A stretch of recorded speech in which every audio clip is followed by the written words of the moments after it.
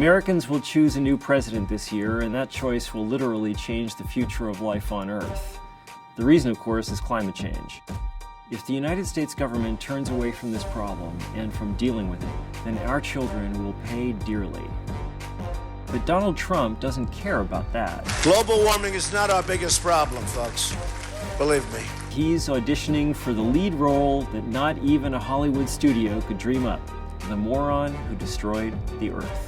The worst irony of all is that this is utterly unnecessary. Today we know how to solve the climate problem. If we deal with climate change in an intelligent way, we'll all be happier, healthier, and more prosperous.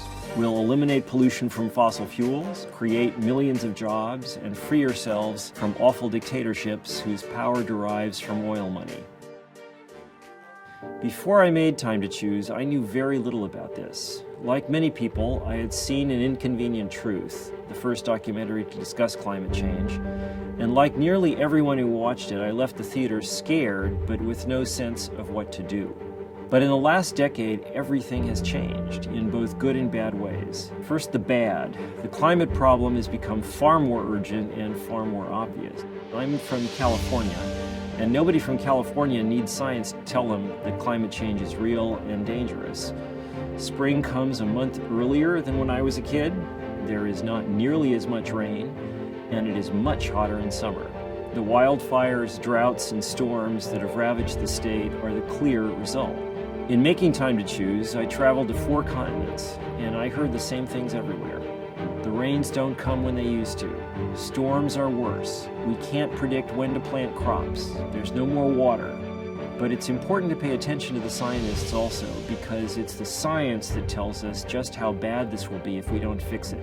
Hurricane Sandy was nothing compared to what we will face if we let global temperatures continue to rise. If the Greenland ice melts, which will occur this century if we don't act, then half of the largest cities in the world will be underwater.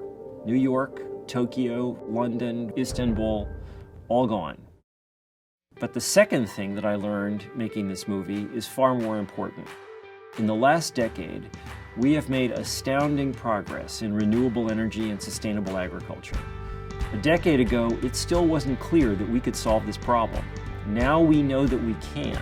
And the same actions that would stop climate change would also improve our lives in many, many ways.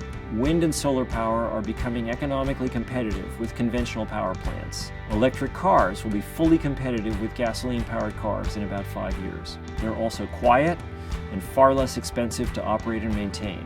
And they don't force us to make nice to Saudi Arabia, Russia, or Iran because we need their oil.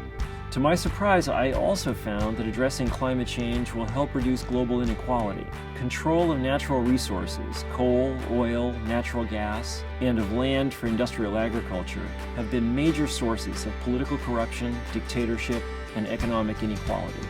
It is no coincidence that the most prosperous countries in the world with the least inequality, the longest life expectancy, are countries whose economies depend on education and technology rather than on exploitation.